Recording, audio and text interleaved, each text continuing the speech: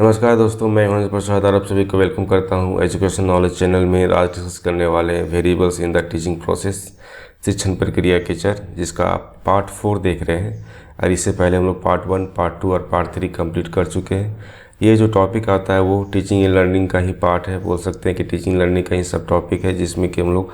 Variables in the teaching process के अंतर्गत part 4 discuss करने वाले हैं। अब वेरिएबल्स क्या होता है, टीचिंग प्रोसेस में वेरिएबल्स किस प्रकार से फंक्शन करते हैं, इसके बारे में हम काफ़ी डिटेल से डिस्कस कर चुके हैं और ये सारे वीडियो जो अपलोड हो चुका है। जैसे कि यहाँ पे आप देख सकते हैं कि पार्ट 1, पार्ट 2 और पार्ट 3 जो है आपको देखने को मिलेगा, जो पूरा सीक्वेंस में क्लास 13,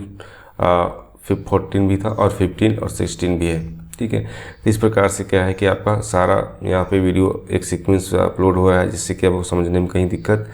नहीं होगा। साथ ही ये टेलीग्राम ग्रुप है, इसको ज्वाइन कर सकते हैं। इसका जो लिंक है आपको डिस्क्रिप्शन बॉक्स में मिल जाएगा, वहाँ से ज्वाइन कर सकते हैं, या फिर इस QR कोड को स्कैन कीजिएगा तो आसानी से टेलीग्राम ग्रुप को ज्वाइन कर सकते हैं। तो चलिए आज समझते हैं कि वेरिएबल्स ऑफ टीचिंग प्रोसेस की बात की जा रही है, जो हम लोग कंटिन्यूस डिस्कस कर रहे हैं। इसका आज पार्ट 4 डिस्कस करने वाले हैं। दैट मीन्स में ये डिस्कस करने वाले हैं कि जब हम लोग कोई टीचर या स्टूडेंट के बीच की इंटरेक्शन है वो किस प्रकार से हो रहा है। तो पहला पार्ट में ये डिस्कस किए थे कि टीचर जो है पहले किस प्रकार से उसका प्रिपरेशन करता है। उसके बाद फिर यहाँ डिस्कस किए थे कि टीचर जब क्लास में जाता है तो उसमें किस प्रकार की चीज़ें हो रही है, और साथ में उस पर किस प्रकार की घटनाएँ हो रही है, उन सभी के बारे में डिस्कस किए थे। और आज जो है पार्ट 4 में डिस्कस करने वाले हैं कि टीचर जब क्लास लेके निकलते हैं तो लास्ट का जो 5 मिनट होता है उसमें किस तरह की चीज़ें देखने को मिलती है, उसके जितने वेरिएबल्स वो किस प्रकार से फंक्शन करते हैं, इसके बारे में समझेंगे। तो क्लास को स्टार्ट करते हैं।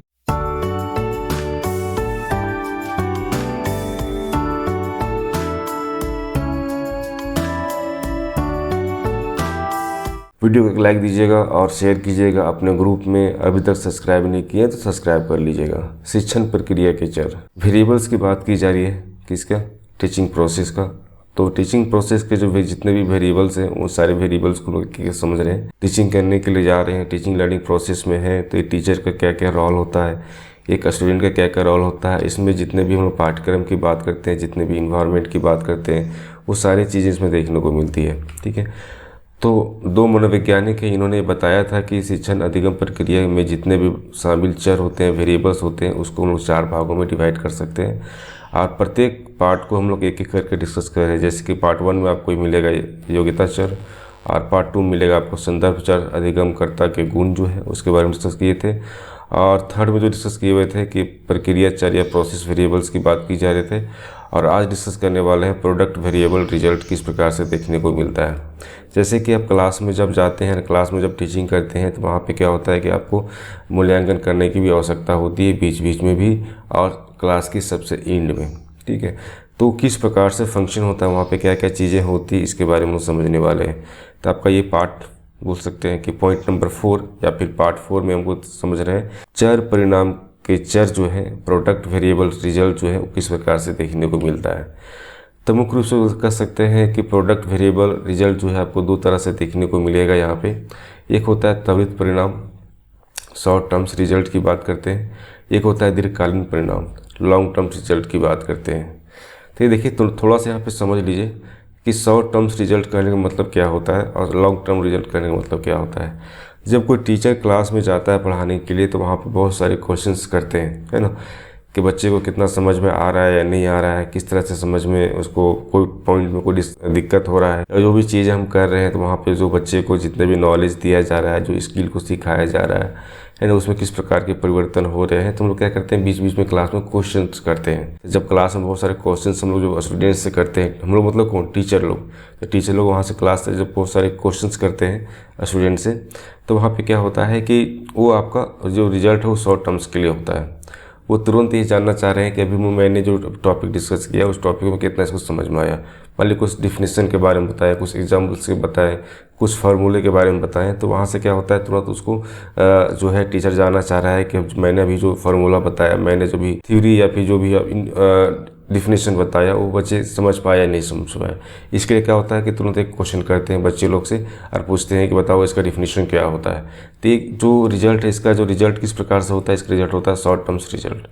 वहीं क्या होता है कि लॉन्ग टर्म्स रिजल्ट की बात की जाती है, जिसमें क्या होता है कि बच्चे को जो भी चीज़ वो सिखा रहे हैं, है ना, तो बच्चे को जो भी चीज़ सिखाया जा रहा है तो उसमें जो बच्चे का जो विकास हो रहा है, बच्चे के अंदर जो स्किल में जो चेंजिंग हो रहा है, उसके व्यवहार में जो परिवर्तन हो रहा है, वो लंबे समय तक किस प्रकार से देखने को मिलेगा। तो ये चीज़ कब होता है, ये चीज़ होता है क्लास के सबसे एंड में, ठीक है। तो सबसे एंड में जब क्लास एंड होने लगता है, जब क्लास लास्ट में 5 मिनट बचा हुआ रहता है, तो वहाँ पे क्या होता है कि टीचर उसका एनालिसिस करते हैं कि जो मैंने आज 40 मिनट का क्लास लिया है, उस 40 मिनट में बच्चे कितना सीखे, उसके व्यवहार में किस प्रकार का परिवर्तन आया। तो क्या होता है, आपको लॉन्ग टर्म्स रिजल्ट के अंदर देखने को मिलता है। अब यहाँ पे देखिए शॉर्ट टर्म्स की बात की गया, तो इसमें क्या हुआ, आपका नॉलेज की बात किया गया है, स्किल्स की बात की गई है, एटीट्यूड की बात की गई है। अगर वहीं लॉन्ग टर्म्स की बात करते हैं तो यहाँ पे आपको 2 तरह की चीज़ें देखने को मिलेगी। पहली बात क्या करते हैं, उसकी पर्सनालिटी डेवलपमेंट की बात होती है, और साथ में क्या होता है, वोकेशनल स्किल्स के बारे में जो है देखने को मिलता है या फिर समझने को मिलता है। वहीं अगर बात करते हैं क्या नेक्स्ट पॉइंट में, तो इसी में क्या आता है कि जितने भी आप ज्ञान आधारित समाज के जो संबंध में योग्यता चर होते हैं, है ना, उसके बारे में, संबंध चर जो होते हैं उसके बारे में, और प्रक्रिया चर जो होते हैं या फिर उसके परिणाम के जो चर होते हैं उसके अंतर निर्भरता किस प्रकार से देखने को मिलता है, इसके बारे में समझने वाले हैं। तो सारा पॉइंट हम लोग काफ़ी डिटेल से डिस्कस करेंगे, इसका दोनों पार्ट में डिस्कस करने वाले हैं काफ़ी डिटेल से। तो आज का जो वीडियो थोड़ा लंबा भी होने वाला है, तो वीडियो को लास्ट तक जरूर देखिएगा। अगर वीडियो समझ में आ रहा है तो इसको लाइक जरूर कीजिएगा और कमेंट बॉक्स में बताइएगा वीडियो कैसा लग रहा है। अब चलिए आते हैं फर्स्ट पॉइंट पे, त्वरित परिणाम की बात करते हैं। त्वरित परिणाम में आपका जो पॉइंट था क्या था, ज्ञान, कौशलों तथा अभिवृत्तियों में परिवर्तन, किस प्रकार से उसके नॉलेज में, उसके स्किल्स में, उसके एटीट्यूड में किस प्रकार का चेंजिंग होता है, इसके बारे में समझते हैं। तो पहला पॉइंट यहाँ पे डिस्कस करते हैं कि शिक्षण अधिगम प्रक्रिया के त्वरित परिणाम के अंतर्गत अधिगमकर्ता के ज्ञान, कौशलों, अभिवृत्तियों इत्यादि में परिवर्तन आते हैं। तो जब भी आप शॉर्ट टर्म्स रिजल्ट की बात करते हैं, जब भी कोई टीचर कुछ समय के लिए बहुत सारे क्वेश्चंस को करते हैं, बहुत सारे मतलब क्या, कुछ क्वेश्चन से जानकारी के लिए कि बच्चे को कितना समझ में आया, तो दैट मीन्स कर सकते हैं कि वहाँ पे क्या जानने की कोशिश कर रहे हैं कि जो भी टॉपिक को बताया गया है उस टॉपिक में उसको कितना समझ में आया है, उसके स्किल्स के कितना बारे में, उसके बारे में कितना चीज़ों को सीखा है, तो उसके व्यवहार में किस प्रकार के परिवर्तन आ रहा है, ये चीज़ जानने की कोशिश की जाती है। तो जो अधिगमकर्ता होते हैं, जो लर्नर होते हैं, वो विशेष के तथ्यों, शब्दों, संकेतों, प्रतिक्रियाओं, सूत्रों, विधियों, सिद्धांतों, आकृतियों, संकल्पनाओं आदि के माध्यम से ज्ञान प्राप्त करते हैं। ठीक है, तो जो भी अधिगम करता है मतलब जो सीखने वाले होते हैं, तो किसी भी टॉपिक के बारे में, किसी भी तथ्य को, किसी भी शब्द या किसी भी सिंबल्स को, जो भी वहाँ प्रोसेस हो रहा है, सारी चीज़ों को, उसके फार्मूलेस की बात करते हैं, उसके मेथड्स की बात करते हैं, उसके प्रिंसिपल्स की बात करते हैं, मतलब जो भी टॉपिक को पढ़ा रहे हैं, ठीक है, जो भी टॉपिक को आप सिखाने की कोशिश कर रहे हैं, है ना, तो जो अध्ययन करता होता है, जो मतलब कि सीखने वाला होता है, वो सारी चीज़ों को सीखने की कोशिश करता है ना, इस सभी माध्यम से। बात करते हैं क्या, इसी में पॉइंट दिया हुआ आपका कि विद्यार्थियों द्वारा अधिगम के फलस्वरूप क्या होता है कि ज्ञान में परिवर्तन किस प्रकार से देखने को मिलता है, इसके बारे में समझिए। तो विद्यार्थी द्वारा अधिगम मतलब क्या है कि जो सीखने की बात की जा रही है वो किसके द्वारा होना चाहिए, स्टूडेंट के द्वारा।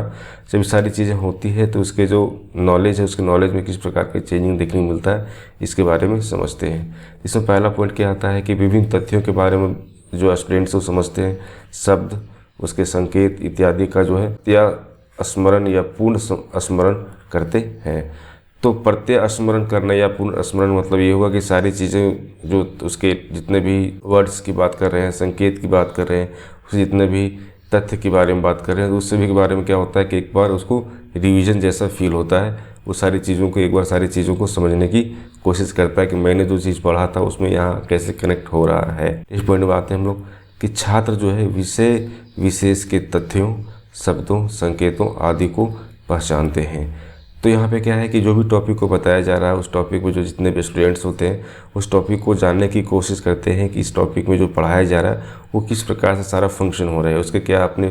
प्रिंसिपल हैं, उसके क्या अपने रूल्स हैं, उसके कितने प्रकार के सिंबल्स हैं, ये किस प्रकार से काम करता है, इन सभी चीज़ों में क्या होता है कि वो सारी चीज़ों को जानने की कोशिश करते हैं। दैट मीन्स कर सकते हैं कि उसका जो नॉलेज है उसमें काफ़ी ज़्यादा परिवर्तन देखने को मिलता है। तब पॉइंट नंबर 3 को और बढ़ते हैं हम लोग। यहाँ पे हम लोग क्या डिस्कस कर रहे हैं कि छात्रों या विद्यार्थियों द्वारा अधिगम की बात कर रहे हैं कि जो विद्यार्थी होते हैं या जो छात्र होते हैं वो कैसे सीखते हैं, तो सीखने के फलस्वरूप इसमें किस प्रकार का चेंजिंग देखने को मिलता है। तो हम लोग डिस्कस कर रहे हैं कि ज्ञान में किस प्रकार का परिवर्तन होता है, इसके बारे में समझ रहे हैं। इसका पहला पॉइंट हम डिस्कस कर चुके हैं, दूसरा डिस्कस कर, तीसरा में क्या आता है कि सूत्रों के प्रतिस्थापन में समझ होते हैं। तो सूत्रों को किस प्रकार से समझना होता है, किस प्रकार से उसको प्रूव कर सकते हैं, किस प्रकार से किस थ्योरी को समझ सकते हैं, इसके बारे में बच्चे वहाँ से सीखते हैं। साथ में भी सीखते हैं कि हमको जो श्रेणी बनाना होता है, जो टेबल का निर्माण करना होता है, वो टेबल निर्माण करने के लिए भी बच्चे सीख जाते हैं कि हम किस प्रकार से किसी चीज़ को हम टेबल के थ्रू हम उसको बता सकते हैं या समझा सकते हैं। अगर वहीं बात करते हैं अधिगम का, तो अधिगम में नेक्स्ट पार्ट आपका आता है कि छात्रों के कौशल में परिवर्तन। तो छात्रों में कौशल के परिवर्तन किस प्रकार से होते हैं, बच्चे में किस प्रकार से नए नए स्किल को सीखते हैं, इसके बारे में समझते हैं। तो जो अधिगम करता होता है, जो सीखने दौरान क्या होता है, उसमें गणना करने की कैपेसिटी बढ़ जाती है। वो बहुत अच्छे से ग्राफ खींच सकता है, बहुत सारा श्रेणी या टेबल का निर्माण कर सकता है, लेखा चित्र बना सकता है, चार्ट पेपर इत्यादि को पढ़ने में निपुणता प्राप्त कर पाते हैं। मतलब ये जितने भी ग्राफ्स की बात कर रहे हैं या फिर श्रेणी की बात कर रहे हैं, लेखा चित्र की बात कर रहे हैं, गणना करने की बात कर रहे हैं, चार्ट पेपर बनाने की बात कर रहे हैं, तो सभी चीज़ों को वो अच्छे से एनालाइज करने के लिए सीख जाता है, उन सभी चीज़ों को बनाने के लिए भी सीख जाता है, और उसमें क्या उसका मीनिंग निकल के आता है, उस सभी चीज़ों को उसके अंदर इस तरह के कौशल का विकास भी होना शुरू हो जाता है। तो विभिन्न प्रकार की गणनाओं को मौलिक रूप से शुद्धता व सरलता से करते हैं। तो जो भी ये गणना करनी होती है, जैसे कि ग्राफ खींचने की बात करते हैं, ग्राफ को समझने की बात करते हैं, श्रेणी या फिर बोल सकते हैं टेबल को निर्माण करने की बात करते हैं, टेबल को समझने की बात करते हैं, बहुत सारा लेखा चित्र होता है, बहुत सारा चार्ट पेपर होता है, बहुत सारे आपका फॉर्मेट में देख सकते हैं, बहुत सारे आपका अगर हम बात करते हैं चार्ट पेपर, तो चार्ट पेपर विभिन्न तरह का बन के आता है। तो वो सारी चीज़ों को किस प्रकार से समझना होता है, किस प्रकार से बनाना होता है, उस सभी के बारे में क्या होता है बच्चे वहाँ से सीखते हैं, और इस प्रकार से क्या होता है उसके स्किल में परिवर्तन देखने को मिलता है। तो वहीं बात करते हैं क्या वैज्ञानिक और साधारण उपकरणों को समुचित रूप से काम में प्रयोग करते हैं। तो जितने भी वैज्ञानिक की बात करें या फिर बात करते हैं कि साधारण उपकरण की बात करते हैं, तो इस सभी के बारे में क्या होते हैं बच्चे धीरे धीरे क्या होते हैं सारी चीज़ों को सीखने के लिए शुरू कर देते हैं। तो यहाँ पे वैज्ञानिक या साधारण उपकरण करने मतलब है कि सारी चीज़ों को एक सिस्टम से समझना। जैसे कि सपोज दैट कि जो भी टॉपिक को आप पढ़ रहे हैं, तो टॉपिक को समझने के लिए सबसे पहले स्टेप बाय स्टेप अगर समझते हैं, तो इससे क्या होता है कि सीखने में कोई दिक्कत आपको नहीं होगी। जो भी कोई चीज़ को करते हैं, एक छोटा सा एग्जांपल लेते हैं कि कोई बच्चा ऐसा है जो साइकिल चलाने के लिए सीखता है, तो सबसे पहले चीज़ क्या होता है कि उसको बैलेंस करना होता है, उसके बाद उसको पैडल मारना होता है, ठीक है, उसके बाद उसका ब्रेक होता है। तो एक सिस्टम से होता है सारा चीज़, तो स्टेप बाय स्टेप हर चीज़ को सीखना होता है। तो जैसे जैसे वो सीखते चले जाते हैं, उस वजह से क्या होता है उसका स्किल का निर्माण भी होते चले जाता है। अर्थात कह सकते हैं कि बच्चे में जो कौशल का जो परिवर्तन वो देखने को मिल जाता है। आधे देर क्या होते हैं वो सारी चीज़ों के बारे में ग्रहण करने लगते हैं। नेक्स्ट पॉइंट में आते हैं कि हाथ से आकृतियाँ सही खींचते हैं। अर्थात ये है कि जब कौशल का विकास होता है, तो विकास में एक चीज़ और देखने मिलता है कि जब वो कोई भी चीज़ वो पढ़ते हैं, तो पढ़ने में क्या होता है कि उसकी जो आकृति बनाने की कोशिश करते हैं। बहुत सारे डायग्राम बनाते हैं हम लोग, जैसे कि एक डायग्राम ऐसे करके बनाते हैं, पॉइंट दे के सारी चीज़ डायग्राम बनाते हैं। कुछ डायग्राम इस प्रकार से आप बनाते हैं, ठीक है, कुछ डायग्राम आप इस प्रकार से बनाते हैं। तो जो भी आप डायग्राम बना रहे हैं, तो उसमें क्या होता है निपुणता हो जाती है कि कहाँ पे किस पॉइंट को रखना है, कहाँ से किस पॉइंट को समझाना है। तो इसके बारे में क्या होते हैं बच्चे सीखने लगते हैं। तो इस प्रकार से क्या होता है उसका कौशल का विकास होना शुरू हो जाता है। नेक्स्ट बात करते हैं इसमें कि विभिन्न प्रकार के कार्यों को करने का कौशल प्राप्त करते हैं। तो धीरे धीरे क्या होता है कि सब सारी चीज़ों को सीखना शुरू कर देता है। तो वहाँ से क्या होता है उसका कौशल का विकास होने लगता है। अब विभिन्न तरह की चीज़ों को धीरे धीरे क्या होता है उधर से रिलेट करते करते हर एक चीज़ों को वो सीखना शुरू कर देता है। नेक्स्ट बात करते हैं कि मापन सही प्रकार से करते हैं। तो जब भी कोई चीज़ को सीखते हैं, सीखने में क्या होता है उसको मापन करने की बात करते हैं, तो वो भी क्या होता है सही तरीके से वो कर पाते हैं। तालिकाओं को सही ढंग से वो शीघ्रता से पढ़ पाते हैं, उसको समझ भी पाते हैं। ये सारी चीज़ें होती है। साथ में बात करते हैं कि लेखा चित्रों को समझने में सक्षम हो जाते हैं। जो भी लेखा चित्र बना हुआ रहता है, विभिन्न तरह का लेखा चित्र का मतलब क्या होता है कि विभिन्न तरह का आकृति को दिया हुआ रहेगा, तो उसको समझने के लिए क्या होता है सक्षम हो जाता है। उचित पैमाना मानकर विभिन्न आकृतियों एवं लेखा चित्र खींचना, है ना। तो जो भी आप लेखा चित्र की बात कर रहे हैं, जो भी आप मैप बनाने की बात कर रहे हैं, तो सही तरीके से उसको बना भी पाता है। और उसके जितने भी पैमाना का निर्माण करना होता है, वो सारे पैमाना उसका जो मेजरमेंट है वो सही तरीके से ले पाता है। अब नेक्स्ट बात करने वाले हैं कि शिक्षण अधिगम प्रक्रिया में अधिगमकर्ता के अभिवृत्तियाँ में जो परिवर्तन होते हैं, इसके बारे में समझते हैं कि उसका मनोदशा किस प्रकार से परिवर्तन होता है, उसका सोच किस प्रकार से बदलता है, किसी चीज़ को समझने का तरीका किस प्रकार से उसके अंदर डेवलप होने लगता है। तो टीचिंग लर्निंग प्रोसेस में जो होते हैं अधिगम के जो अभिवृत्ति की बात की जा रही है, इसके अंदर पहला पॉइंट ये आता है कि समस्या का हल से पूर्व समस्या के प्रत्येक पक्ष का अध्ययन करता है। तो अगर हम किसी समस्या को हल करना चाहते हैं, तो उसको निकालने से पहले इस चीज़ को ध्यान रखना होता है कि समस्या को किस किस पक्षों में हमको अध्ययन करने की आवश्यकता होती है, इसके बारे में पहले क्या होते हैं, ये सारी चीज़ों को सीखना होता है। साथ में अपनी जो त्रुटियों को निसंकोच स्वीकार करते हैं। मतलब ये है कि जो भी उसकी समस्या है, जो भी उसमें गलतियां कर बैठे हैं, उस गलतियों को अपने से ही क्या करते हैं, उसको स्वीकार कर लेते हैं कि यहाँ पे इस तरह की गलती हुआ था, इस कारण से इस तरह की समस्या उत्पन्न हो गई थी। तो इसके बारे में क्या होते हैं, बच्चे धीरे धीरे समझने लगते हैं। कौन? जो अध्ययन करता है, जो सीखने वाले होते हैं कि हाँ इस चीज़ को चेक कर रहे थे, यहाँ पे ये गलती हुआ, इस कारण से इस सारी चीज़ों को हम नहीं कर पा रहे हैं। इस तरह की चीज़ें क्या होती है, उसके व्यवहार में परिवर्तन देखने को मिलता है। नेक्स्ट पॉइंट में आते हैं कि किसी नियम या सिद्धांतों को तर्क के आधार पे स्वीकार करना या फिर स्वीकार करता है। तो जो भी चीज़ को उसको बताया जाता है, जो भी चीज़ को समझाया जाता है, जो भी टॉपिक के बारे में बात करते हैं, तो उसके जो नियम्स होते हैं, उसके जो रूल होते हैं, उसके जो प्रिंसिपल होते हैं, उसको तर्क के आधार पे उस चीज़ को स्वीकार करता है। ऐसा नहीं कि आप बोल दिए उसको स्वीकार कर लिया, ऐसा नहीं। जो भी चीज़ को बता रहे हैं तो उसमें उसको लॉजिक चाहिए कि ये कैसे हुआ, ये किस प्रकार से एक दूसरे से रिलेट है ना। इस तरह की चीज़ें, ये जो प्रिंसिपल बना हुआ है, ये प्रिंसिपल किस प्रकार से काम कर रहा है, इसका जो सिद्धांत है वो सिद्धांत, इसका जो थ्योरी है वो थ्योरी किस प्रकार से काम कर रहा है, इसके बारे में क्या होते हैं, उसको एक लॉजिक या तर्क के आधार पर सारी चीज़ों को स्वीकार करने की कोशिश करते हैं। तो दूसरों की कटु एवं सही बातों को स्वीकार करता है। तो दूसरे, मतलब जो दूसरे लोग बोल रहे हैं कि हाँ ये सब इस तरह की चीज़ें हैं, इस प्रकार से करना चाहिए, एंड उस सभी चीज़ों को क्या होता है, उसको स्वीकार करने के लिए सबसे पहले उसमें एक लॉजिक होना चाहिए कि हाँ ये सारे कार्य इस प्रकार से होना चाहिए, इसमें क्या लॉजिक है, उस लॉजिक को समझते हैं, उसके बाद में क्या करते हैं कि ठीक है, ये मानते हैं कि इस प्रकार से काम करता है। जो भी चीज़ की बात करते हैं, चाहे किसी आप ट्रायंगल की बात कर रहे हैं, रेक्टेंगल की बात कर रहे हैं, किसी अलजेब्रा की बात कर रहे हैं, ज्योमेट्री की बात कर रहे हैं, ट्रिग्नोमेट्री की बात कर रहे हैं, या फिर किसी सब्जेक्ट या हिंदी की बात कर रहे हैं, इंग्लिश की बात कर रहे हैं, उसे ग्रामर्स की बात कर रहे हैं, जो भी बच्चा पढ़ रहा है, ठीक है, जो भी चीज़ सीखने की कोशिश कर रहा है, तो उसमें क्या होना चाहिए, उसके जो रूल्स हैं, उसके जो थ्योरी है, उस थ्योरी को तर्क के आधार पे ही समझने की कोशिश करता है। जिससे क्या होता है कि जो अध्ययन करता है, जो अध्ययन करता है, जो लर्नर है ना, उसकी जो अभिवृत्ति है उसमें परिवर्तन देखने को मिलता है। वही नेक्स्ट बात करते हैं इसी में कि नए परिवर्तनों के लिए सदैव तत्पर रहते हैं। जो भी नया परिवर्तन होता है उसको हमेशा स्वीकार करते हैं। नई बात को स्वीकार करने में हिचकिचाहट नहीं होती है। मतलब जो भी चीज़ को सीख रहे हैं उस चीज़ को हमेशा क्या करते हैं, उसको एक्सेप्ट करने की कोशिश करते हैं। सत्य के प्रति निष्ठा व्यक्त करता है कि जो सही है उसको सही मानते हैं, जो गलत है उसको गलत मानते हैं। ठीक है, नेक्स्ट बात करते हैं इसमें कि जीवन के प्रति व्यापक दृष्टिकोण अपनाता है। या सिंपल सी बात है कि जीवन के प्रति जितने भी चीज़ें हैं, हर चीज़ों को हर तरीके से समझने की कोशिश करता है। उसके अंदर जितनी भी तरह के बोल सकते हैं संकीर्णता होती है उसको दूर करने की कोशिश करता है। जो भी उसको कन्फ्यूजन होता है, जो भी समझने में कहीं दिक्कत होता है, तो सारी चीज़ों को दूर करने की कोशिश भी करता है। वही नेक्स्ट बात करते हैं इसमें कि दूसरों के विचारों को भी महत्व देते हैं। दूसरे लोग जो भी बोलते हैं उसको समझने की कोशिश करते हैं, उसको समझते हैं कि किस प्रकार से बोला जा रहा है, क्यों बोला जा रहा है, उसके पीछे क्या लॉजिक है, वो सभी चीज़ों को समझने की कोशिश भी करते हैं। मुक्त राय मतलब कि फ्री होकर किसी प्रकार कोई सजेशन होता है, उसका किसी प्रकार को प्रतिक्रिया देना है तो वो भी देता है। साथ में स्वयं के भूल सुधारने की क्षमता जो है उसको भी डेवलप करने की कोशिश करते हैं कि किस प्रकार से मेरा जो गलती है उसको गलती को किस प्रकार से हम सुधार सकते हैं। इसी में नेक्स्ट पॉइंट आता है आपका कि अधिगम के आत्मकथन, आकस्मिक अभिलेखों, दैनिक डायरी, साक्षात्कार, वर्ग क्रम मापने आदि द्वारा अभिवृत्ति का मापन किया जा सकता है। ठीक है, तो जो भी अधिगम की बात कर रहे हैं, जो भी हम बात कर रहे हैं सीखने का, तो उसमें विभिन्न तरह की चीज़ें ऐसी होती है जिसके द्वारा क्या होता है उसका मेजरमेंट हम कर सकते हैं। चाहे आप उसको इंटरव्यू के द्वारा कर सकते हैं, डेली डायरी की बात करते हैं, उसका कोई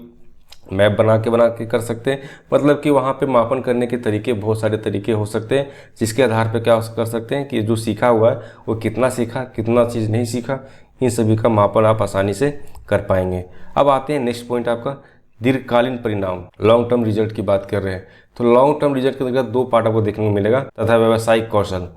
तो बच्चे जो भी चीज़ सीख रहे हैं, जो भी चीज़ को सीखना चाह रहे हैं और सीखने के बाद वो किस प्रकार के परिवर्तन उसके अंदर आएगा, है ना, इन सभी के बारे में, उसका परिणाम के बारे में समझने वाले हैं। और जो व्यावसायिक कौशल की बात कर रहे हैं उसमें क्या क्या चीज़ें देखने को मिलती है कि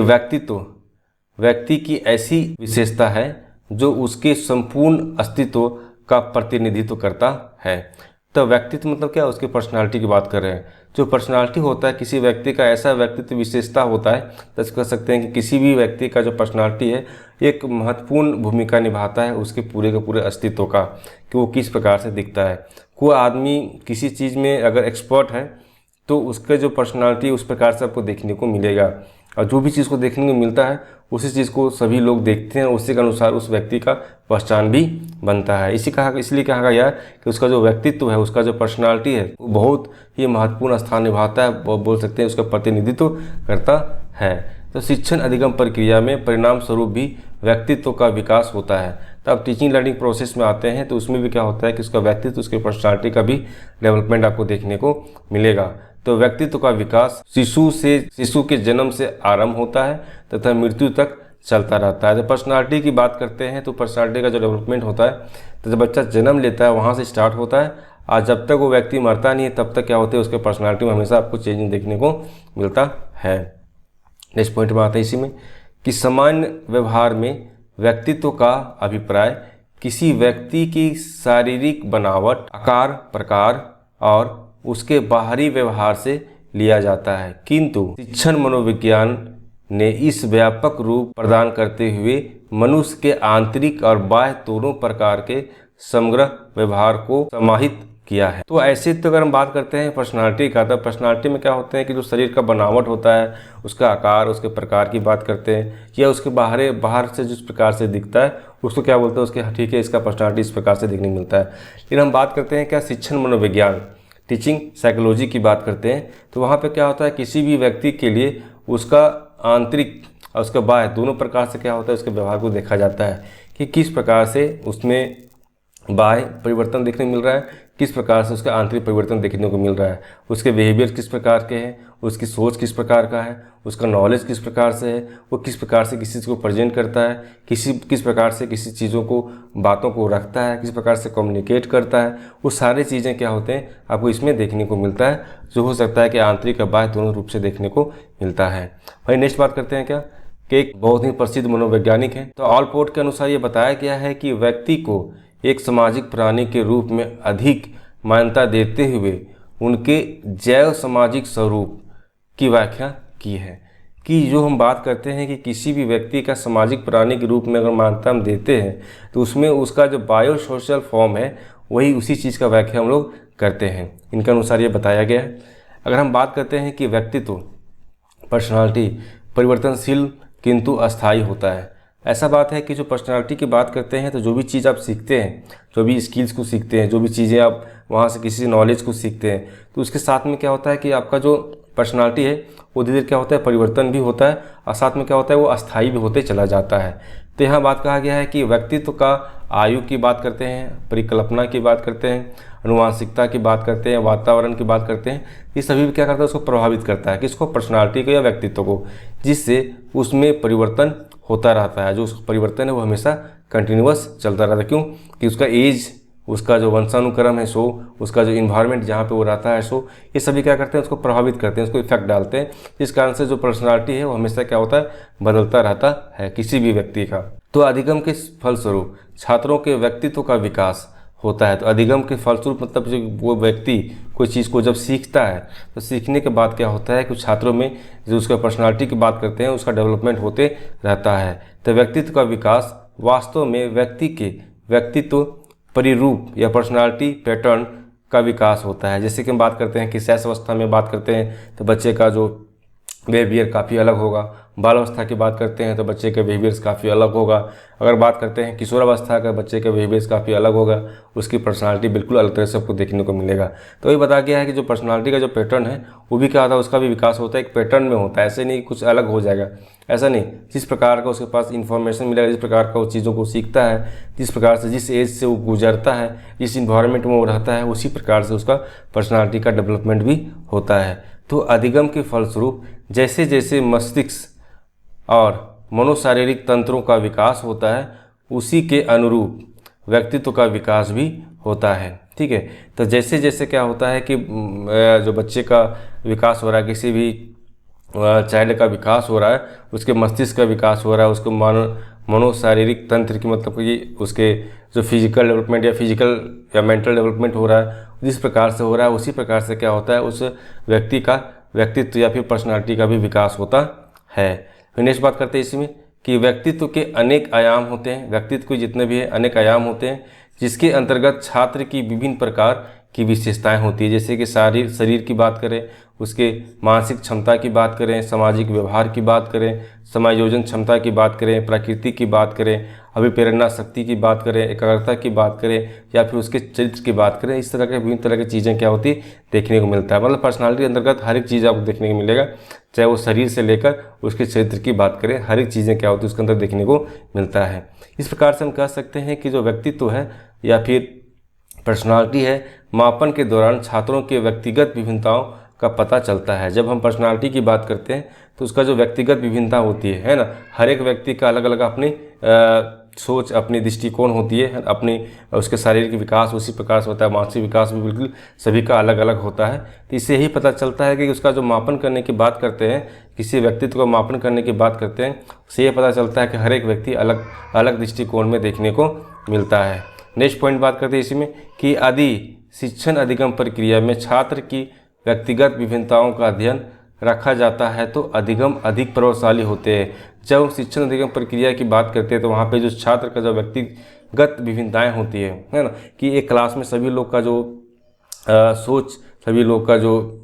व्यक्तिगत विभिन्नता का मतलब क्या है कि हो सकता है कि मेंटली फिजिकली क्या है एक दूसरे से बिल्कुल अलग देखने को मिलता है। अगर इस सारी चीज़ों को अगर ध्यान में हम रखेंगे तो इससे क्या होगा कि आपका टीचिंग लर्निंग प्रोसेस जो है काफ़ी अधिक प्रभावशाली देखने को मिलेगा। जैसे कि छात्र की रुचि की बात करते हैं, उसकी क्षमता की बात करते हैं, उसकी योग्यता की बात करते हैं, आवश्यकता की बात करते हैं, अभी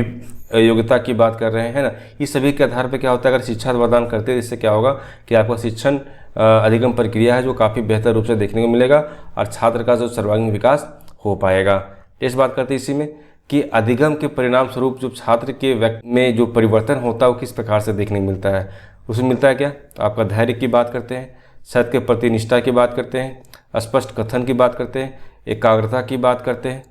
हैं क्या कि नियमितता की बात करते हैं, समय की पाबंदी की बात करते हैं, संप्रेषण क्षमता की बात करते हैं, परिशुद्धता की बात करते हैं। ये सभी चीज़ें क्या है कि किसी भी छात्र के व्यक्तित्व में किस प्रकार का परिवर्तन आ रहा है, और जो परिवर्तन आ रहा है कैसे आ रहा है, उसके शारीरिक परिवर्तन से, मानसिक परिवर्तन से, है ना, या फिर उसके एज या विभिन्न तरह की चीज़ें क्या होती है उसमें देखने को मिलता है। हम बात करते हैं क्या, स्वास्थ्य की बात करते हैं, क्रियात्मकता की बात करते हैं। ये सभी चीज़ें क्या होती है कि किसी भी छात्र या किसी भी व्यक्ति के व्यक्तित्व में जो है परिवर्तन देखने को मिलता है। ये बात करते हैं नेक्स्ट पॉइंट में हम लोग कि व्यावसायिक कौशलताओं की प्राप्ति भी जो है शिक्षा का एक प्रमुख उद्देश्य होता है। अगर आप किसी बच्चे को शिक्षा दे रहे हैं, किसी बच्चे को इस चीज़ को सिखा रहे हैं, तो सिखाने का मेन मकसद ये होता है कि किस प्रकार से किसी व्यावसायिक कौशल को सीख सकें, है ना, या फिर किसी स्किल को सीख सके जिससे अपने जीवन को चला सके, अपने जीवन में अपने पैरों पे खड़ा हो सके। तो अधिगमकर्ता जो होते हैं, जो सीखने वाला जो लर्नर होता है, वो शिक्षण अधिगम प्रक्रिया में तभी रुचि लेंगे जब उसे भावी जीवन के लिए अधिगम व्यवहारिक रूप से लाभप्रद होगा। मतलब क्या है कि कोई भी व्यक्ति कब सीखेगा, जब उसे ऐसा लगेगा कि इसको सीखने से मेरे लाइफ में कुछ चेंजिंग होगा, तभी क्या होगा वो सारी चीज़ों को सीखने की कोशिश करेगा और उसकी रुचि भी बनी हुई रहेगी। इस बात करते हैं कि शिक्षा का एक प्रमुख उद्देश्य छात्रों को अपनी जीविका कमाने तथा रोजगार प्राप्त करने में समर्थ बना देना भी है। तो जब भी हम किसी शिक्षण में किसी उद्देश्य की बात करते हैं तो वहाँ पे जो छात्र की अपनी जीविका कमाने की बात करते हैं, रोजगार की बात करते हैं, जब इस सारी चीज़ों के बारे में आप किसी बच्चे को नॉलेज देंगे कि किस प्रकार से सब सीखने के बाद अपने जीवन अपने पैरों पे खड़ा हो सकता है, किस प्रकार से आपको रोजगार मिल सकता है, तो इस सारी चीज़ों को स्किल का डेवलपमेंट अगर हो जाता है तो इससे क्या होता है कि कहीं ना कहीं व्यावसायिक कौशल का जब विकास होगा तो उसमें क्या होगा, उससे सीखने का जो उद्देश्य है वो पूरा हो पाएगा। वहीं नेक्स्ट पॉइंट में आते हैं हम लोग कि आज वैज्ञानिक तथा तकनीकी युग में व्यावसायिक शिक्षा का महत्व और अधिक बढ़ गया। सिंपल सी बात है कि अभी का जो दुनिया उसमें क्या है कि धीरे धीरे आप डेवलप हो रहा है, तो उसमें क्या वैज्ञानिक रूप से बोल सकते हैं या फिर तकनीकी युग कहा जाता है, जिसमें कि व्यवसाय शिक्षा की जो बात की जा रही है कि बहुत सारा वोकेशनल एजुकेशन है उसकी जो महत्ता है वो बढ़ती चली जा रही है। कि वर्तमान समय देखिए कि आप चिकित्सा की बात करते हैं, तकनीकी व्यवसाय की बात करते हैं या फिर किसी इंजीनियरिंग की बात करते हैं, तो इसका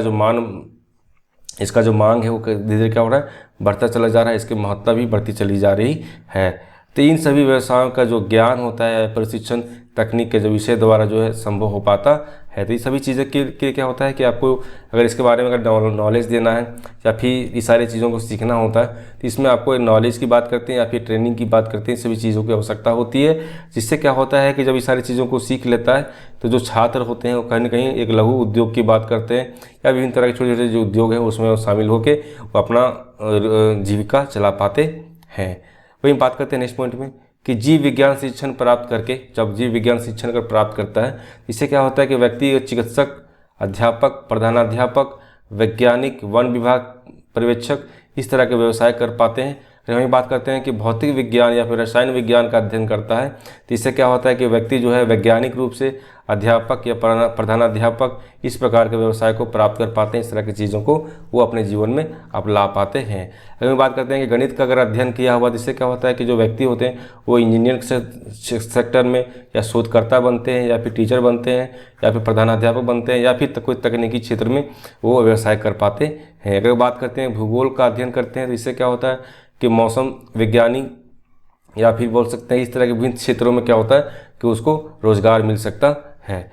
तो इस प्रकार से हम ये देखते हैं कि सभी विषय का जो अध्ययन में भिन्न भिन्न प्रकार के जो व्यावसायिक कौशल आपको देखने को मिलेगा, जो अभी अपने विषय पे आधार पर ही सारे कौशल का विकास देखने को मिलता है। अगर हम बात करते हैं कि वैज्ञानिक प्रगति के कारण जो है आज मानव जीवन बड़ा पेचीदा हो गया है। जैसे ही हम लोग को वैज्ञानिक प्रगति हो रही है उसी प्रकार से हमारा जो मानव जीवन है वो काफ़ी ज़्यादा पेचीदा हो गया, काफ़ी ज़्यादा जटिलता बनती आ रही है। उसकी जो आवश्यकताएं हैं वो दिन प्रतिदिन बढ़ती चली जा रही है। तो बढ़ती हुई आवश्यकताओं को पूर्ति करने की दृष्टि से अधिकांश शैक्षिक या शिक्षित नारियां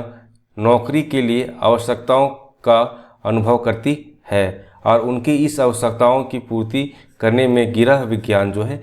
शिक्षण जो है बहुत ज़्यादा सहायता प्रदान करता है। गृह विज्ञान है ना, इसमें क्या क्या देखने को मिलता है, इसमें विभिन्न तरह की शाखाएं आपको देखने को मिलेगा। जिसमें हम बात करते हैं हम क्या परिवार नियोजन निर्देशिका ये बन सकते हैं, ग्राम सेविका बन सकते हैं, चिकित्सा निर्देशिका बन सकते हैं, है ना। चाहे भी बात करते हैं कि कपड़े की सिलाई करना के जो कार्य है वो भी कर सकते हैं। पूर्व प्राथमिक विद्यालय की शिक्षिका बन सकते हैं, गृह विज्ञान शिक्षिका बन सकते हैं, शिशु कल्याण निर्देशिका बन सकते हैं। इस प्रकार के विभिन्न तरह का क्षेत्र है जहाँ पे क्या होगा कि कोई जो नारी है अगर गृह विज्ञान विषय को रखते हैं इसमें उसको बहुत तरह का सेक्टर है उस चुनने को मौका मिलेगा और यहाँ से अपना जीविका वो चला पाएंगे। इस प्रकार से देखते हैं कि अगर विषय की अगर बात करते हैं तो विषय का ज्ञान जो है वो प्रत्यक्ष या अप्रत्यक्ष रूप से छात्रों के अंदर व्यवहारिक कौशल का विकास करता है और जिससे विभिन्न तरह की चीज़ों को सीखने के बाद वो अपने जीवन में किसी न किसी प्रकार का व्यवहार को कर पाते हैं। नेक्स्ट पॉइंट आते हैं इसी में। दूसरा पॉइंट क्या होता है कि ज्ञान आधारित समाज के संबंध में योग्यता चरों, संबंध चरों या प्रतिक्रिया चरों व परिणाम चरों की अंतर्निहितता। तो किस प्रकार से यहाँ पे देखते हैं कि अगर हम बात करते हैं कि ज्ञान के आधार पे, नॉलेज के आधार पे बात करते हैं तो उसके एबिलिटी के वेरिएबल्स की बात कर रहे हैं, किस प्रकार के रिलेशन वेरिएबल्स काम करते हैं, किस प्रकार से रिजल्ट वेरिएबल्स काम करते हैं, किस प्रकार से किसी प्रोसेस वेरिएबल्स की बात करते हैं वो किस प्रकार से काम करता है। तो इन सभी चीज़ों के बारे में समझने वाले हैं कि ये सारी चीज़ें वर्क कैसे करता है। ठीक है, तो काफ़ी ज़्यादा इंपॉर्टेंट है ये आज का वीडियो, क्योंकि आप देख रहे हैं कि बहुत ऐसे ऐसे वर्ड आ रहे हैं, बहुत ऐसे ऐसे टर्म्स आ रहे हैं जो आप कहीं न कहीं पढ़ाते हैं या फिर पढ़ाने के प्रोसेस में है, तो ये सारी चीज़ें आपको करना पड़ता है। इसकी इंपॉर्टेंस क्या होती है इसको समझने में आपको आ रहा होगा। नेक्स्ट पॉइंट पे आते हैं कि अधिगम शब्द का प्रयोग अधिगम प्रक्रिया तथा उन प्रक्रिया के परिणाम दोनों के लिए किया जाता है। अगर हम अधिगम शब्द की बात करते हैं, हम अगर बात करते हैं सीखने का, तो हम सीखने की बात करते हैं तो यहाँ पे क्या होता है कि आपका अधिगम प्रक्रिया मतलब लर्निंग प्रोसेस भी आते हैं और साथ में उसका जो परिणाम, उसका जो रिजल्ट है वो भी देखने को मिलता है, दोनों साथ में ही काम करता है। तो इस प्रकार से हम कह सकते हैं कि प्रक्रिया के रूप में अधिगमकर्ता के अनुभवों, उसके आंतरिक व बाह्य क्रियाओं तथा उसके अधिगम की परिस्थितियों पर निर्भर करता है कि किस प्रकार से किसी चीज़ को कर रहा है। कोई भी सीखने वाला जो है किस प्रकार का अपना एक्सपीरियंस रखा हुआ है उस क्षेत्र में, उसका आंतरिक बाह्य प्रक्रिया किस प्रकार से है, किस तरह का सिचुएशन क्रिएट हुआ है उस जगह पे। ये सभी चीज़ें क्या होती है कि वो डिपेंड करता है कि कोई भी चीज़ को सीख रहा है तो वहाँ का इन्वायरमेंट कैसा है, वहाँ जो है सीखने वाली बात हो रही है तो बहुत सारे सब सीखने वाला है, उसके प्रति उसके जो टॉपिक है उसमें पहले से कोई नॉलेज है या नहीं है ना, उसके प्रति उसका रिस्पॉन्स किस प्रकार से मिल रहा है। तो ये सभी चीज़ें क्या होती है डिपेंड होता है। तो इस बात करते हैं इसमें कि प्रक्रिया के परिणाम के रूप में अधिगम व्यवहार परिवर्तनों को दर्शाता है। अगर हम बात करते हैं कि प्रतिक्रिया या फिर जो प्रोसेस होता है, तो प्रोसेस का जो रिजल्ट होता है इसके रूप में देखना चाहते हैं, तो जो अधिगम का जो व्यवहारिक परिवर्तन है वो दर्शाता है। तो अधिगम के विभिन्न चर जो होते हैं एक दूसरे से बिल्कुल निर्भर करते हैं। मतलब यहाँ पे करने मतलब है कि जब हम अधिगम करते हैं, जब भी हम सिखाने की बात करते हैं, तो वहाँ पे जितने तरह का वेरिएबल्स आप देख रहे हैं, वेरिएबल्स मतलब कहने मतलब क्या है कि वहाँ पे टीचर्स हो गए, स्टूडेंट हो गए, आपके टीचिंग मेथड्स हो गए, आपके स्किल्स हो गए, है ना, हर एक चीज़ है ना, बच्चे की रुचि होगी, उसकी अभिरुचि होगी, उसकी सोच हो गए, उसके इन्वायरमेंट की बात करते हैं, जहाँ बच्चा सीख रहा है वहाँ की बात करते हैं, सभी क्या है वेरिएबल्स हैं। तो जितने भी तरह के यहाँ वेरिएबल्स होते हैं वो क्या होते हैं, एक दूसरे पर डिपेंड होते हैं, एक दूसरे पर निर्भर करते हैं और उसका प्रभाव भी पड़ता है। तो जॉन डेवी के अनुसार ये बताया गया है कि शिक्षा जो है एक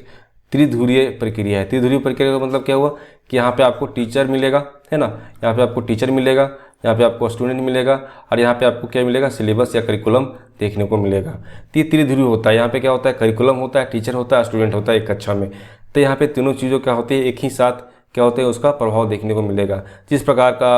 इन्वायरमेंट आप क्रिएट करेंगे उसी प्रकार से बच्चे जो वहाँ पर सीखने की बात करें या सिखाने की बात करें उसी प्रकार की चीज़ें देखने को मिलती है। तो जॉन डेवी के अनुसार ये बताया गया है कि जो शिक्षा है वो त्रिध्रुवीय प्रक्रिया है।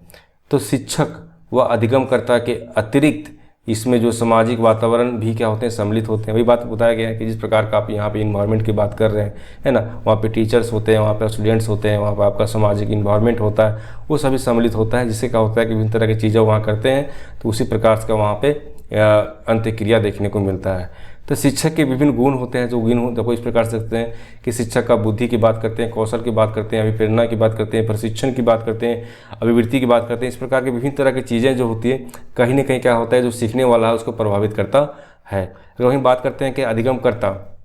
अर्थात जो लर्नर है उसका भी अपना गुण होता है, जैसे शारीरिक मानसिक बात करते हैं, उसके आयु की बात करते हैं, उसकी अभिवृद्धि की बात करते हैं, उसकी रुचि, उसकी बुद्धि, उसकी क्षमता, इस प्रकार की विभिन्न तरह की चीज़ें जो होती है अधिगम प्रक्रिया में क्या होते हैं, बहुत ज़्यादा प्रभाव डालते हैं। और कहीं ना कहीं आपका जो सामाजिक वातावरण है वो भी क्या होता है कि आपको उसमें प्रभाव देखने को मिलता है। तो शिक्षक के द्वारा किए गए जो नियोजन है, मतलब जो प्लानिंग किया होता है, शिक्षण प्रक्रिया जो होती है, जो प्रोसेस होता है, अधिगमकर्ता के साथ अंतःक्रिया का जो प्रभाव है अधिगम प्रक्रिया पर पड़ता है। तो आपका जो प्लानिंग होता है, क्लास लेने से पहले जो आप प्लानिंग करते हैं, जो लेसन प्लान बना के ले जाते हैं, उसमें जिस प्रकार के आप टीचिंग प्रोसेस को अपनाते हैं, तो सभी चीज़ें क्या होता है, कहीं ना कहीं सीखने वाला जो होता है उसके साथ में आप कुछ विभिन्न तरह के अंतःक्रियाएँ करते हैं, विभिन्न तरह का प्रतिक्रिया भी करता है। इससे क्या होता है कि जो सीखने का जो बात कर रहे हैं, जो सिखाने की बात कर रहे हैं, वो कहीं ना कहीं क्या होते हैं, सक्रिय रूप से आपको देखने को मिलेगा। यदि शिक्षक का शिक्षण अधिगम प्रक्रिया के लिए नियोजन कुशल होगा, तभी क्या होगा कि उसका शिक्षण प्रक्रिया भी बात करते हैं या प्रक्रिया की बात कर सकते हैं, वो सफल हो पाएगा। तो जिस प्रकार से उसका प्लानिंग होगा उसी प्रकार से क्या होगा, उसका जो टीचिंग प्रोसेस जो है क्लास में देखने को मिलेगा और वो सारी चीज़ें उसी प्रकार से वो करेंगे। नेक्स्ट बात करते हैं इसमें क्या कि अधिगम के परिणाम के रूप में, अगर परिणाम के रूप में बात करते हैं क्या, अधिगम मतलब सीखने का, है ना, तो सीखने का जो परिणाम किस प्रकार से देखने मिलता है, तो अधिगमकर्ता का जो ज्ञान है, उसका जो कौशल है, उसका जो वृत्ति है, उसका जो व्यक्तित्व है, उसका सामाजिक कौशल है, इन सभी का विकास होता है। साथ में अधिगम के संबंध जो है चारों चरों मतलब विभिन्न तरह के जो चर होते हैं एक दूसरे पर निर्भर करता है। और शिक्षण का जो उद्देश्य की प्राप्ति की बात करते हैं, तो अधिगमकर्ता का जो पूर्ण व्यवहार होता है, उसके जो कौशल होते हैं इत्यादि का पता लगाने के बाद ही क्या होते हैं कि इसके उद्देश्य की प्राप्ति कर पाते हैं और उनके अनुसार ही नवीन ज्ञान का प्रदान करके उद्देश्यों की अधिकतम प्राप्ति की जाती है। तो इस प्रक्रिया में जो है शिक्षक जो पाठ्य वस्तु या फिर विद्यालय दोनों जो विद्यार्थी हैं दोनों को ही विशेष रूप से ध्यान में रखते हैं कि हमको जो टीचिंग करने के लिए जाना है तो वहाँ पे किस प्रकार से हम मेरा जो सिलेबस है, मेरा जो टॉपिक है, उस टॉपिक को पढ़ाना है, किस प्रकार से स्टूडेंट के साथ में रिस्पॉन्स करना है, किस प्रकार से स्टूडेंट से बातें करना है, किस प्रकार से इस टॉपिक को समझाना है, किस प्रकार से स्किल को यूज़ करना है, किस प्रकार से मेथड को यूज़ करना है, इन सभी चीज़ों को ध्यान में रखना होता है। तो यहाँ पे क्या क्या चीज़ें विशेष पर ध्यान रखना होता है इसके बारे में समझिए। पहला पॉइंट क्या होता है कि शिक्षण की समस्याओं का विश्लेषण करना, कि हम जब टीचिंग का प्रॉब्लम आ रहा है उसको किस प्रकार से उसको एनालाइज कर सकते हैं, इसको ध्यान में रखना होता है। छात्रों के पूर्व व्यवहार का निर्धारण करना, कि जब बच्चे का जो बच्चे को सिखाया जा रहा है उसको प्रीवियस नॉलेज क्या है, वो किस प्रकार से किसी चीज़ को रिलेट करता है, इसको भी ध्यान में रखना होता है। साथ में बात करते हैं नेक्स्ट पॉइंट में कि छात्रों की व्यक्तिगत विभिन्नताओं की जानकारी करना, कि जो जितने भी छात्र वहाँ बैठे हुए हैं, जितने भी स्टूडेंट वहाँ बैठे हुए हैं क्लास में, उसके अगर बिहेवियर्स की बात करते हैं तो वो किस प्रकार से किसी चीज़ के, किसी नॉलेज के बारे में जान रहा है, वो कितना जान रहा है उसके बारे में, इसके बारे में पता करना होता है कि आपका जो वर्क विश्लेषण करना है वो किस प्रकार से करना चाहिए, पाठ्य पुस्तक का विश्लेषण किस प्रकार से करना चाहिए। साथ में बात करते हैं कि अधिगमकर्ता का जो अपने प्रत्यक्षीकरण या फिर अनुभवों के आधार पे जो निदान करने की बात करते हैं उसको किस प्रकार से अनुक्रिया करना होता है, इसके बारे में बात होती है। और साथ में वो बात करते हैं कि अधिगमकर्ता जो है अपनी भाषा को किस प्रकार से वहाँ पर रखते हैं, अपने कौशल को किस प्रकार से वहाँ दिखाते हैं, अभी अपने अभिवृत्ति की किस प्रकार की बात करते हैं, सभी चीज़ें क्या होती है पूर्ण रूप से देखने को मिलता है। फिर बात करते हैं कि उपचारात्मक अधिगम की बात की जाती है कि किस प्रकार से कोई भी चीज़ को सिखाया जा रहा है, उसमें कुछ चीज़ें ऐसी होती है जो उसका समस्या करने में, उसका समाधान करने में काफ़ी समस्या हो रही है, तो उस समस्या को किस प्रकार से हम निकाल सकते हैं, उस समाधान किस प्रकार से कर सकते हैं, उसमें उपचार किस प्रकार कर सकते हैं, इसके बारे में समझते हैं। तो शिक्षक जो होते हैं, जो अधिगम करता होते हैं, मतलब जो टीचर होता है और जो लर्नर होता है, जो के आपसी व्यवहार पर निर्भर करता है। ये चीज़ के किस पर डिपेंड करता है कि टीचर और स्टूडेंट का जो आपसी किस प्रकार के बिहेवियर्स है, इस पर डिपेंड करता है। इसमें जो शिक्षण विधियाँ होती है, इसके संबंध में निर्णय लिया जाता है और इसका जो मुख्य उद्देश्य होता है कि अधिगमकर्ता के सापेक्ष व्यवहार परिवर्तन लाना है। मतलब किस प्रकार का सापेक्ष व्यवहार परिवर्तन करना, मतलब यहाँ पे है कि आप चाह रहे हैं कि जो टॉपिक को हम पढ़ा रहे हैं बच्चे वो सारी चीज़ों को सीख ले, बच्चे मतलब जो सीखने वाला है वो सारी चीज़ों को सीख ले, सही तरीके से सीख ले, जिसके बारे में क्या होना है उसका जो ऑब्जेक्टिव वो पूरा कर पाते हैं। साथ में क्या होता है उसका जो पिस्ट पोर्शन, मतलब उसका जो फीडबैक की बात करते हैं, फीडबैक मेथड का भी विशेष रूप से उसका ध्यान रखा जाता है कि इसका फीडबैक हम किस प्रकार से ले जिससे कि मेरा जो रिजल्ट है वो सही तरीके से आ पाए। नेक्स्ट बात इसी में कि इसमें शिक्षक अधिगमकर्ता के व्यक्तिगत विभिन्नताओं का विशेष ध्यान रखते हैं और साथ में उसके जो शिक्षण युक्तियाँ होते हैं उसका प्रयोग भी करता है। तो शिक्षक द्वारा पृष्ठ पोषण की विधियों को समुचित व्यवस्था की जाती है तथा शिक्षण कौशल का व्यवहार में लाता है। अंत में शिक्षक द्वारा जो अधिगमकर्ता के व्यवहार में परिवर्तन मूल्यांकन किया जाता है और इस प्रकार से अधिगम के सभी चर एक दूसरे को पर निर्भर होते हैं। तो ये पूरा प्रोसेस है कि किस प्रकार से आप वहाँ पे जाते हैं, किस प्रकार से किसी का फीडबैक लेते हैं, किस प्रकार से उसको व्यवस्थित करते हैं, किस प्रकार से टीचिंग स्किल का यूज़ करते हैं, किस प्रकार से बच्चे के साथ में, जो सिखाने वाले के साथ सीखने वाला उसके साथ में किस प्रकार का बिहेवियर होता है, उसका मूल्यांकन किस प्रकार से करते हैं, ये सभी चीज़ें आपको देखने को मिलता है। तो आज हम लोग समझें कि ये जो वेरिएबल्स ऑफ टीचिंग प्रोसेस है इसमें बहुत सारी चीज़ें आपको समझने को मिला होगा और आज इसका जो टॉपिक है ये सब टॉपिक आज कंप्लीट होता है। तो आज जो हम लोग जो कंटिन्यूअस 4 पार्ट में डिवाइड किए हुए थे तो आपका ये चौथा पार्ट जो है कंप्लीट हो गया। तो वीडियो को लाइक कीजिएगा और शेयर कीजिएगा और सब्सक्राइब कर लीजिएगा।